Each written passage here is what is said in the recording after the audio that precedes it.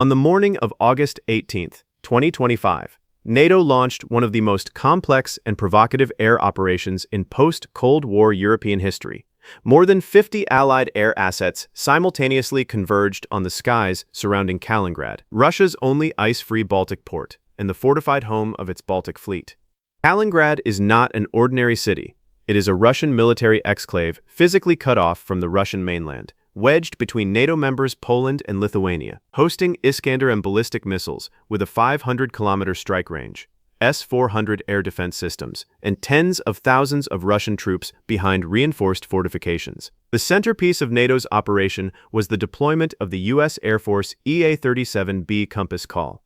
An aircraft rushed directly from active missions in the Middle East to Poland's Powidz airbase, which then flew an uninterrupted 2-hour orbit west of Kaliningrad, threatening to blind and collapse Russian Baltic Fleet command networks from the inside. The EA-37B Compass Call is not a conventional signal jammer. It is a flying cyber warfare command center capable of penetrating enemy communication networks, degrading radar coordination, and severing the electronic links between Russian command posts and their weapon systems in real time. Flying alongside the Compass Call was the U.S. Army's Artemis RC-12X intelligence aircraft, a platform so sensitive it can detect the electromagnetic signature of individual armored vehicles moving on the ground, silently cataloging every Russian military movement in and around Kaliningrad into a live intelligence database. American and Norwegian F-35A stealth fighters patrolled the airspace in combat formation, and these jets were not merely a show of force.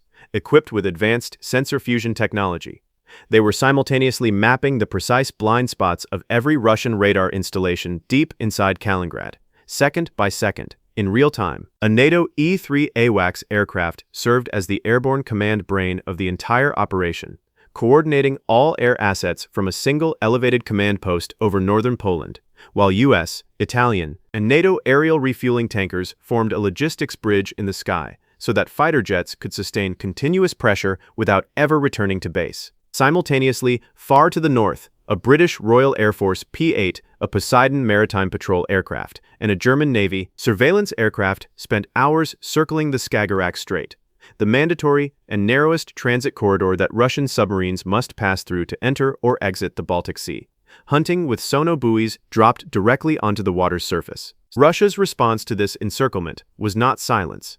Moscow had already deployed Admiral Gorshkov-class frigates, armed with Zircon hypersonic missiles, into Baltic waters, weapons that travel at 9 times the speed of sound and are currently beyond the reliable interception capability of any existing Western air defense system. But the most alarming Russian move was the deployment of the Khabarovsk, a nuclear-powered submarine secretly developed over years and classified as a doomsday platform, purpose-built to carry 6 Poseidon nuclear underwater drones, each the size of a school bus, capable of traveling silently along the ocean floor for days before detonating and generating a radioactive tsunami against coastal cities. The trigger behind these simultaneous escalations was a devastating Ukrainian drone strike on Russia's Novorossiysk naval base on August 12, 2025, which heavily damaged 4 Russian warships and humiliated the Kremlin, forcing Moscow to compensate for its Black Sea losses by projecting its most terrifying nuclear assets into the Baltic as a psychological countermove. A classified NATO war plan leaked to German newspaper Bild, known as the Eastern Flank Deterrence Initiative, outlines a 3-phase doctrine to defeat a Russian attack. First, destroy Kaliningrad's missile and air defense systems in the opening seconds of conflict.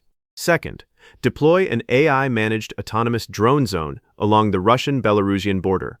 And third, strike deep inside Russian territory using long-range precision weapons against military factories, railways, and strategic airfields. Kaliningrad's greatest strategic vulnerability is now fully exposed. It is physically dependent on a single narrow land corridor through Lithuania, called the Suwalki Gap. And if NATO closes that corridor in a crisis, the 1 million Russian civilians and tens of thousands of soldiers inside Kaliningrad would be completely cut off from resupply, reinforcement, and retreat. With Finland and Sweden now full NATO members, the Baltic Sea has effectively become a NATO lake, leaving Russia's sea routes to Kaliningrad surrounded on all sides. And the February 2025 disconnection of the Baltic states from Russia's electricity grid was the first deliberate and silent step in a long-term strategy to gradually strangle Kaliningrad's lifelines one by one. What happened over Kaliningrad on August 18th was not a military exercise. It was a declaration that NATO has permanently shifted from passive defense to proactive deterrence. And the message it sent to Moscow and to Beijing, watching every move ahead of its own ambitions in Taiwan, was unmistakable. NATO sees you. NATO is already inside your decision cycle, and your fortress is now a cage.